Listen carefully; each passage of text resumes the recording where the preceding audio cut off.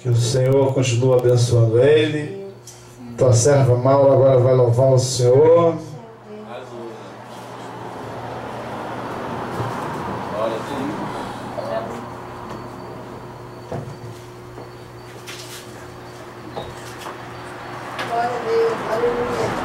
Salve os irmãos com a paz do Senhor. Amém. Vou louvar o Senhor com um hino bastante conhecido. Gostaria de oferecer para o nosso irmão Amorim. Grande Deus. Louvado, exaltado, agradecido é teu nome, Jesus. Aleluia. E abençoar o teu povo, meu Pai. Glória a Jesus. Grande Deus.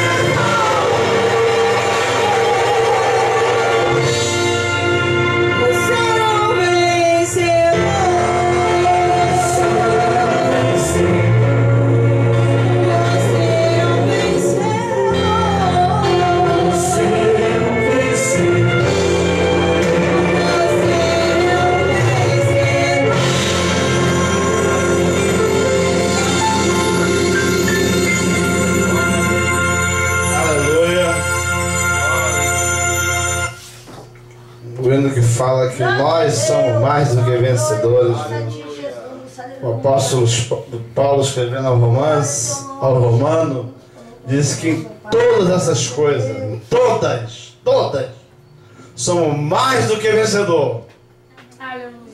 Não tem meio termo, é em todas.